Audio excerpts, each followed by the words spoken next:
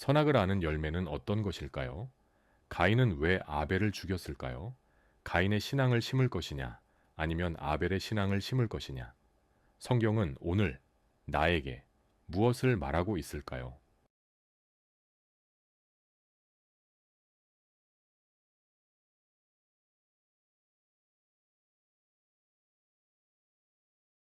이번 신앙 사경의 주제는 사람이 무엇으로 심던지 그대로 거두리라 입니다.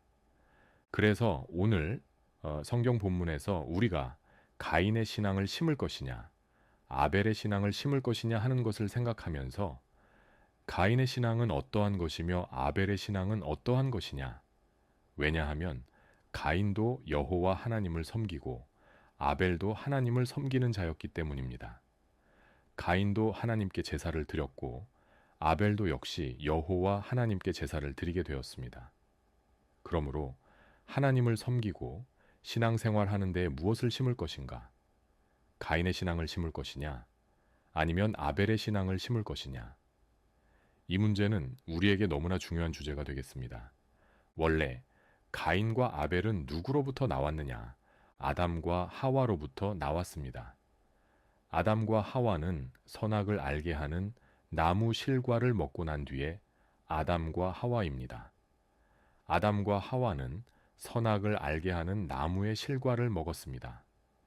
이 나무 열매는 하나님이 먹지 말라고 명령하셨고 먹는 날에는 반드시 죽으리라 했던 것입니다. 선악을 아는 열매는 어떤 것일까요? 선악과라고 하는 과일은 과연 어떤 것일까? 이전에 저는 어릴 때 선악과는 어떤 것일까? 사과일까, 복숭아일까, 자두일까 생각을 해봤습니다. 그렇게 생각하는 것은 성경을 표면으로 읽는 사람입니다.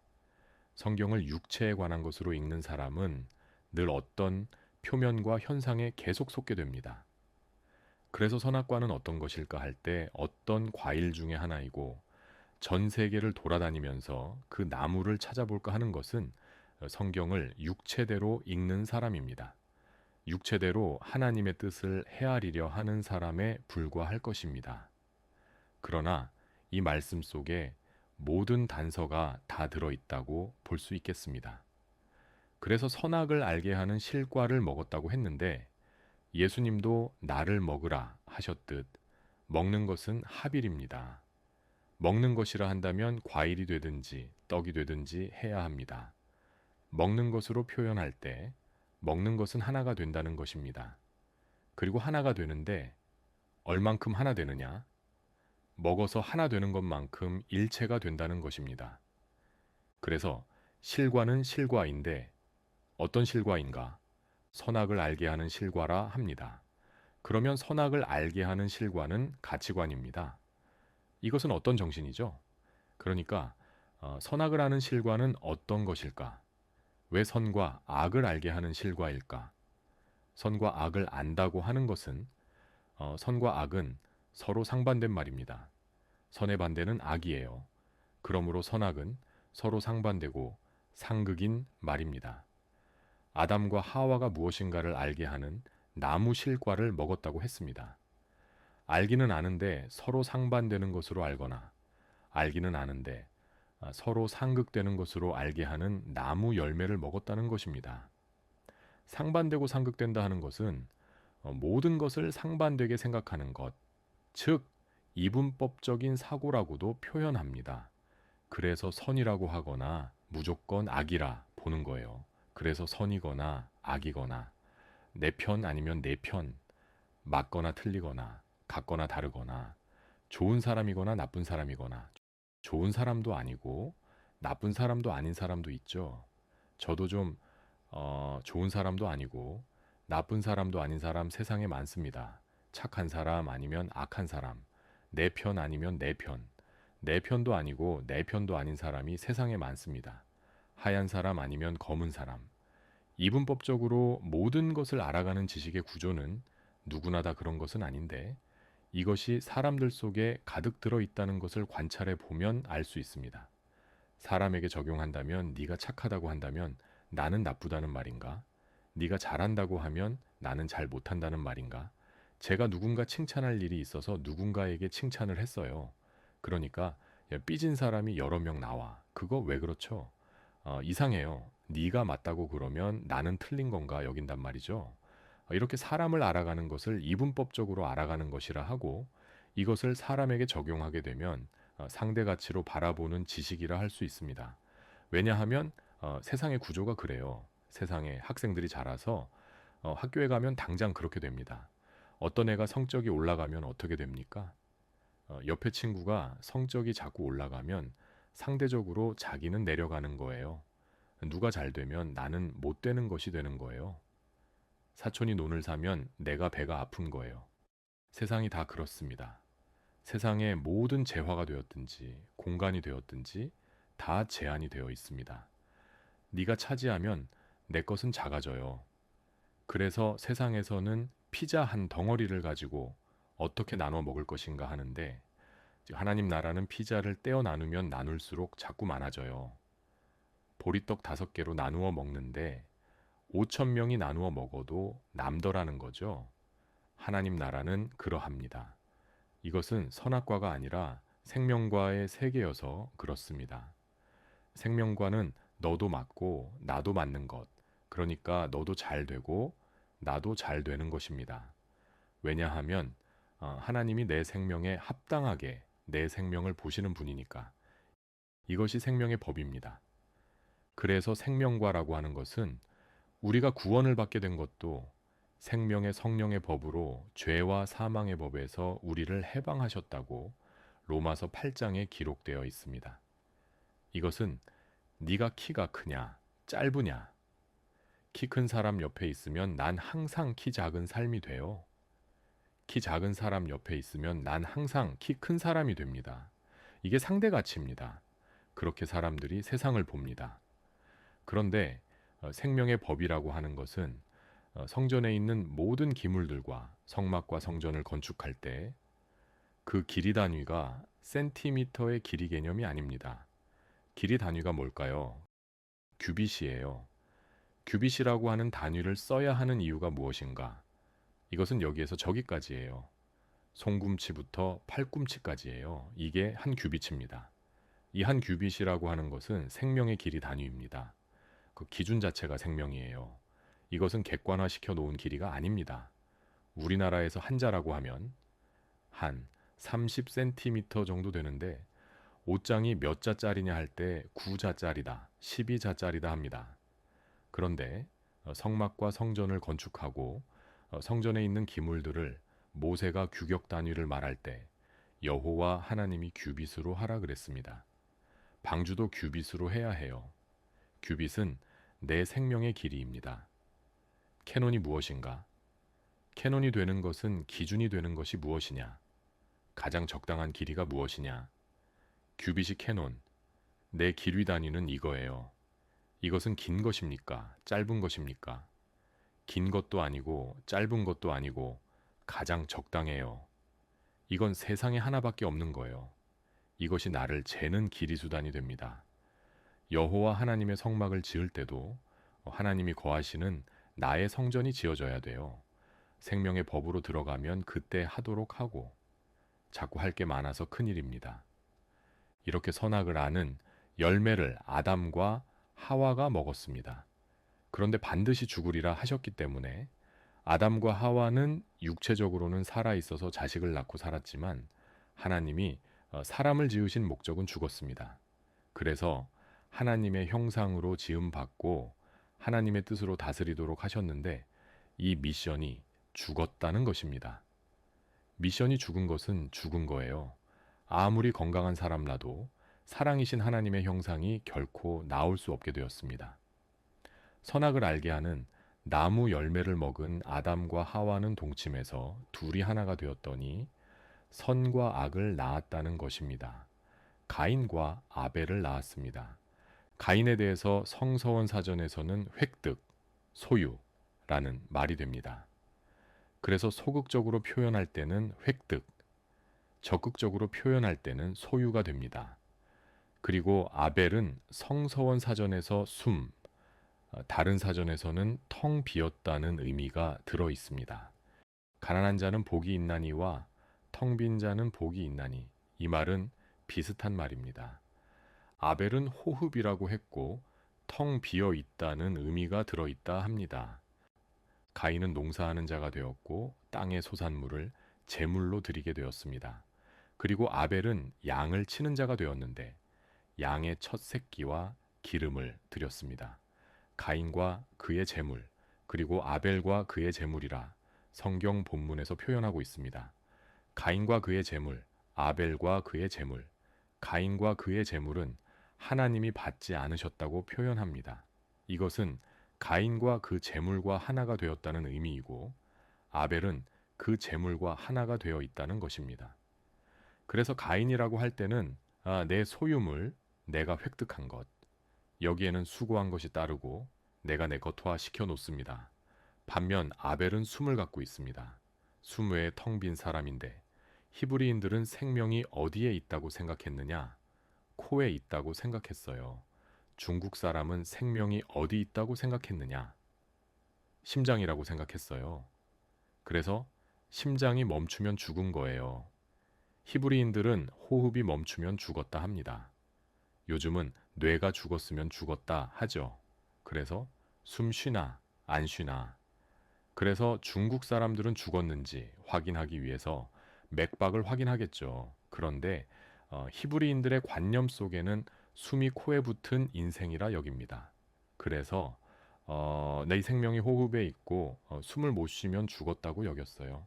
그래서 아벨은 숨만 있는 자입니다. 그 외에 텅 빈 자가 아벨입니다. 숨으로만 살아가는 사람은 그 자신이 양과 같은 운명입니다. 그리고 어린 양입니다. 양은 내 것이다 할 수 있는 게 아무것도 없습니다. 주인이 없으면 그냥 자기는 없는 거예요. 양은 주인이 있으면 숨 쉬는 것으로 살아가는 것입니다. 양이 들판에서 꼴을 뜯어 먹는데 꼴도 자기 것이 아닙니다. 그저 주어진 것을 먹을 뿐이에요. 자기 목숨마저도 자기 것이 아닙니다. 그래서 주인이 지켜줄 때 비로소 그 양은 자기 숨으로 살아갈 수 있습니다. 그 외에 내 것이라 할 수 있는 것이 하나도 없고 텅 빈 존재입니다. 숨은 하늘에 속한 것이고 위의 것입니다. 이것은 자기 것이 아닙니다. 양은 내 것이라 주장할 것이 없는 존재입니다. 그러나 이 숨은 호흡이고 이것은 하늘로부터 빌려 쓰는 거예요. 예수님도 나는 하늘로부터 내려온 떡이라 말합니다. 그러나 땅에서 획득한 소산물은 땅에 속한 것입니다. 자신의 획득한 것과 소유한 것으로 드리는 것은 자신의 노력이 포함되어 있습니다. 땅의 소산물에는 항상 자기 공로를 주장합니다. 공로주의 신앙이 자기 노력 때문에 그렇습니다. 자기가 수고하고 애쓰고 획득한 것을 내어놓게 되면 자기도 모르는 사이에 공로주의 신앙이 생깁니다. 그것을 무시하게 되면 섭섭함이 생깁니다. 공로주의 신앙에는 그런 말이 있습니다. 섭섭마귀가 늘 틈탄다고. 공로를 무시하면 섭섭해져요. 가인은 획득하다, 소유하다고 하는 땅의 소산물을 여호와께 드렸습니다. 이것은 가인의 신앙입니다. 여호와 하나님께 인정받기 위해서 노력하는 신앙의 모습입니다. 우리가 완전히 드린 것, 자기가 획득하고 소유한 것이 연루된 것이 있습니다. 예컨대 딸이 친정 엄마한테 금반지를 선물로 줬어요. 선물로 줬으면 누구 것입니까? 엄마 것이 되었죠. 그런데 그 친정 엄마가 며느리에게 금반지를 선물로 줬어. 그러면 기분이 어떻습니까? 기분 안 좋아요. 그러면 그거 가인의 마음이 있는 것입니다. 내 거다. 내가 수고해서 엄마한테 드린 거다. 엄마한테 드렸으면 엄마 거지 왜? 엄마 마음대로 해도 돼. 정말 엄마께 드렸다 하면 내가 가장 싫어하는 사람에게 줘도 됩니까? 안 됩니까? 내가 정말 싫어하는 올케 언니한테 줬다. 그러면 화가 나는 거예요. 이게 가인의 마음이 들어있는 것입니다. 이것은 비단 반지뿐만 아니라 사람에게도 그러합니다. 사람을 자기 소유물로 여기는 것, 사람을 소유물로 여겨서 가족들이 되었든지 친구가 되었든지 전부 내 소유물로 여기는 거예요. 그래서 자식들도 사람들이 자기 소유물로 여깁니다. 그리고 심지어 자기가 자기 가게에 고용한 종업원도 소유물로 여겨요. 이번에 TV 봤죠? 치킨집 사장님이 알바생이 잠시 앉아서 졸았다고 두들겨 패는 것 봤죠? 영상 봤습니까? 왜 그렇게 되느냐 하면 자기 소유물로 여기는 거예요. 자기가 획득한 것으로 여깁니다. 사람의 마음이라고 하는 것이 사람에 대해서도 소유 가치로 사람을 보는 거예요. 그러면 그 사람이 어떤 행동을 하는 걸 볼 때마다 화가 나고 섭섭해지는 거예요. 왜 그렇게 하는데? 내가 공을 들였으면 더 그렇게 생각하죠. 내가 어떻게 했는데 네가 그럴 수 있냐 여기는 거예요. 왜냐? 가인의 마음입니다. 자기가 가지고 있는 것뿐만 아니라 자기가 만나는 사람들마저 다 내 소유물과 획득물로 여깁니다. 아벨은 어떤 사람이냐? 아벨은 자기 것이 없는 사람이에요. 다 어디로부터 왔느냐? 다 하늘로부터 왔어요. 자기가 먹는 꼴도 자기 목숨도 하늘로부터 온 것입니다. 우리는 사람이 되었든지 물질이 되었든지 모두 다 하나님이 잠시 나에게 맡겨둔 것입니다. 가족도 마찬가지입니다. 가족들도 잠시 내게 맡겨준 거예요. 그래서 하나님이 가져가실 때는 가차없이 가져가십니다. 내 것이 아니니까. 그때는 내가 붙잡을 수 없죠. 왜 못 붙잡습니까? 내 것이 아니니까. 하나님 앞에 그저 나는 인생이니까. 가져가시면 내가 붙잡을 수 없는 거예요.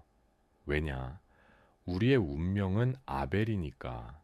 우리가 남의 소유물처럼 오래 지낸 사람은 휴가를 간다든지 놀러를 가도 쉬지를 못해요. 스케줄 빡빡하게 잡고 뭔가를 안 하면 불안해해. 왜냐하면 누군가에 의해서 소유당하고 있었기 때문에. 누군가에 의해서 소유당한 지 오래된 사람은 놀러 가서도 자기 마음대로 못해. 놀러 가면 놀면 되지. 왜 스케줄이 그렇게 복잡한데? 왜 못 쉬는데? 그러니까 우리가 사실은 이렇게 앉아 있어도 이 소유 가치가 팽배해 있는 세상에서 내가 많이 변질되어 왔다고 생각하면 됩니다. 내가 하고 있는 생각이 정상적이라 생각하면 안 됩니다. 변질된 생각으로 뒤집어 쓰고 있다고 생각해야 합니다. 그렇기 때문에 내가 강하게 주장하면 틀림없이 하나님 앞에 나 자신이 잘못했다고 하는 것이 드러납니다. 우리는 내 것이라고 할 수 있는 것은 없고 그저 주님이 계시면 나는 있는 것이고 주님이 안 계시면 나는 없는 거예요. 찬양 한 장 부르겠습니다. 주님이 없으면 나는 없습니다. 하는 찬양을 부르겠습니다. 이 찬양을 집에 가서도 한 번씩 부르시면 좋겠습니다. 이 찬양 가사를 읽어보면 나는 없어도 당신이 곁에 계시면 나는 언제나 있습니다. 나는 있어도 당신이 곁에 없으면 나는 언제나 없습니다. 하는 것이 있습니다. 그러니까 내 것이라 할 수 있는 게 있겠냐는 것입니다. 우리는 내가 가진 것이 되었든지 재산이든지 집이든지 사람이든지 형제든지 가족이든지 모두 하나님께 잠깐 빌려 쓰는 것입니다. 하나님께 선물로 잠시 받았습니다. 심지어 내 몸도 하나님께 잠시 빌렸습니다. 내 것이라 할 수 있는 것이 없는 것이 우리 인생입니다. 그러므로 아벨 이야기는 아벨 이야기가 아니라 내 운명을 설명하고 있는 것입니다. 이 아벨은 죽임을 당했는데 이 아벨의 죽음의 모습을 그리스도께서 보여주셨습니다. 그리스도께서 누구에게 죽었느냐를 보면 주 예수 그리스도에 관한 메시지입니다. 하나님이 아벨의 제물은 받으시고 가인의 제사는 받지 않았습니다. 가인은 분노했습니다. 가인은 몹시 분의 안색이 변했습니다. 그래서 마침내 아벨을 쳐서 죽었습니다. 왜 동생 아벨을 쳐서 죽였을까요? 왜 살인을 했을까요? 이것은 선악을 알게 하는 열매의 결과물입니다. 그것을 먹었기 때문입니다. 아벨은 아벨인데 내가 제사가 안 드려지는데 왜 아벨을 죽이느냐? 내 제사가 안 드려지면 내가 하나님 앞에 수정되어야 하지. 드려지는 제사를 보고 본받아야지. 안 드려지는 제사는 오히려 내가 무릎을 꿇어야 합니다. 그런데 선악을 알게 하는 나무의 실과를 먹으면 항상 나는 어떤 마음을 가지느냐? 내 제사가 안 드려지는데 드려지는 제사를 드린 자를 죽이게 됩니다. 이것은 선악을 알게 하는 나무의 실과가 밖으로 드러났을 뿐입니다. 양극으로 알게 하는 지식이 현상으로 나타났습니다. 상극으로 알게 하는 지식이 현상으로 나타났습니다. 이분법으로 모든 것을 알게 되는 것을 먹었기 때문입니다. 상대가치로 사람을 보는 눈으로 보게 되었기 때문입니다. 가인의 신앙이 우리들에게도 있을 수 있습니다. 아벨은 숨입니다. 아벨은 텅 비었습니다. 자기 것이라 할 것이 없습니다. 어린 양의 운명을 가지고 있는 자입니다. 어찌 보면 초대교회에서 아무것도 제 것이라 하지 않은 것으로 이루어졌습니다. 획득, 소유라고 하는 자신의 것이 여호와께 드려지지 못했습니다. 그런데 동생을 쳐서 죽였습니다. 이것은 선악을 알게 하는 나무의 실과를 먹었기 때문이고 그 때문에 분노하게 되었습니다.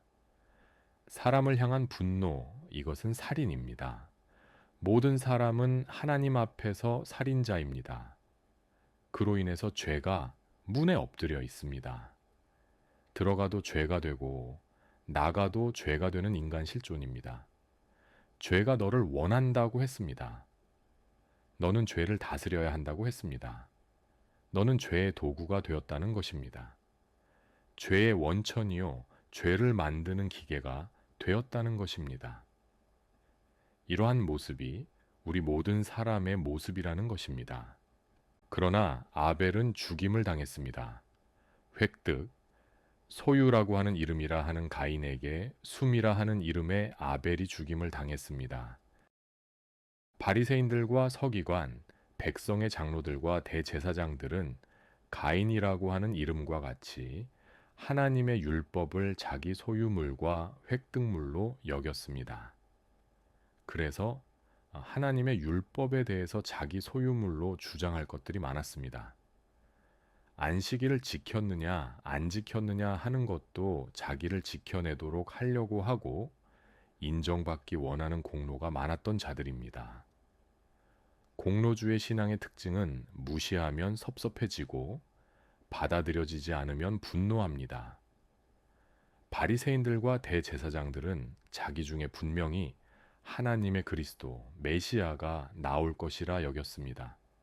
왜냐하면 그 모든 것은 자기 것이라 생각했기 때문입니다. 그러나 하나님의 아들 그리스도는 나사렛에서 나왔습니다. 옷을 찢고 분노했습니다. 그들은 양의 첫 새끼와 같은 어린 양으로 오신 그리스도를 죽였습니다. 가인의 이름으로 드리는 제사에는 공로가 들어 있습니다. 분노와 살인이 들어있는 제사가 될 것입니다. 그러나 아벨의 이름으로 드리는 제사에는 숨이 있습니다. 숨은 곧 생명입니다. 숨을 믿음으로 심는 사람은 양의 첫 새끼를 여호와께 드릴 것입니다. 우리는 아벨의 제사를 드리고 아벨의 신앙을 심는 자가 되어서 영원한 생명을 거두게 되는 수장절을 지켜가는 모든 성도 여러분과 제가 되기를 주님의 이름으로 축원합니다.